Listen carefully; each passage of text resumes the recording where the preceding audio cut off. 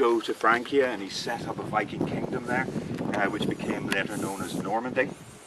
And one of then of his descendants, William the Bastard, had a claim to the English throne. Unfortunately, he came over and won the Battle of Hastings, and the Normans poured into England. And when he came here, he headed to London, and he built something that had never been seen on this island.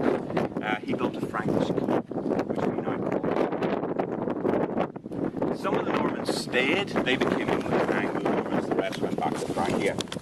And their Viking cousins had been coming to Ireland from the 700s, and it wasn't long before they sort of got a bit bored and started looking over to the Irish Sea and thought, you know what, we'll head over to Ireland and see what the crack is. And wherever they came, they brought the keep with them. This is basically a family-sized keep. The ground floor here is for storage. It's very, very thick walls. The temperature in there kind of remains the same. The family lived on the middle floor. Top floor is for defence. You've got your arrow slits and things. You have an archway up there called a machicolation. It comes from an old Frankish term which means neck breaker. So basically, somebody turns up at your front door, you don't like them, you drop heavy shit on them, hopefully you break their necks. Every house should have one. And so anyway, these Normans started building these. And then the Irish started building them in the north, and everybody started building them. There are over 3,000 of these dotted around the Irish countryside. So out of a choice of 3,000, why are we looking at this one? Well done, you. Well done. It's in Game of Thrones. It's 2 places in Game of Thrones.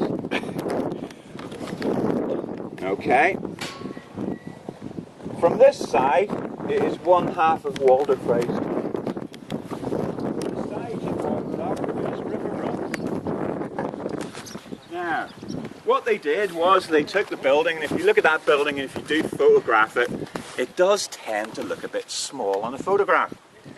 And that's because it's not particularly big and it's made of large stones. So what they did was they took the building itself, and that's the window there where the raven shoots, comes out, the Theon shoots down. And what they did then was they put a mapping skin over it, and they changed the texture so it looked like this. That then makes, you've got essentially the same building. They've changed the shape of the machicolation, and they've made the stones look a lot smaller, which makes the building look bigger. Then what they did was they digitally picked the building up, carried it across here, and set it in that field.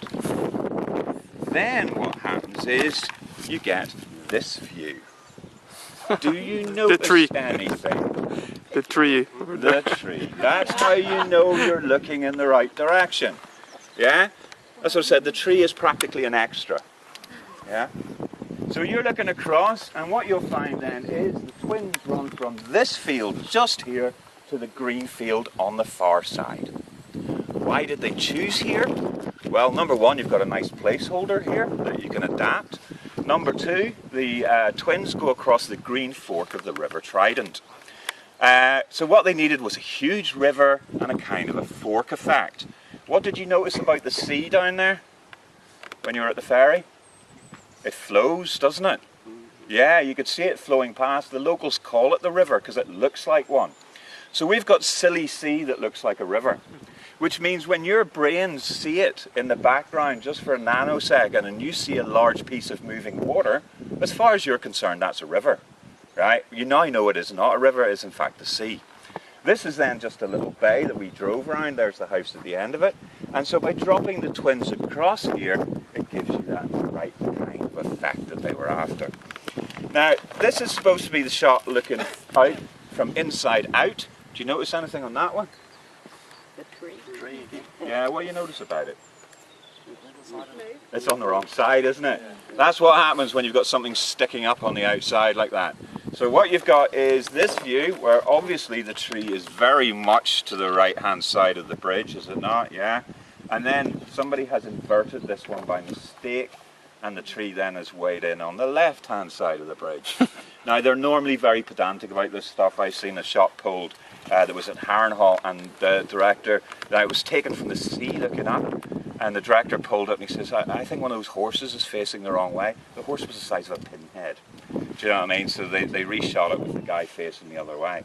You know what I mean? How they missed that tree is beyond me. But anyway, and then that is the long view. That is the long view then looking across. So what you're doing is you're looking across towards that tower that you see on the far bank. That's a windmill stump. That's not a defensive tower. That's what happens when all the sails and things have rotted away. And what they've done there is they've just basically rubbed out Walder Frey. Yeah? So Walder Frey has gone, but that is the same view then that you're looking at.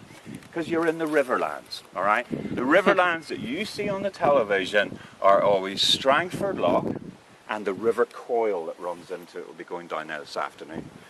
So all these little drumlins and things you see that make people feel sick on the bus, yeah, with the wooded areas and stuff on it, you get used to seeing that and associating it then with the Riverlands, all right? They wanted to get away at the early stages from the sort of Americanism of writing down where you are every time you change scene, all right? They're complex books with complex sort of geographies and things like that. So what they will do is they will use one area for one location, yeah, and they will give you features in that which then help you learn it and understand it. All right.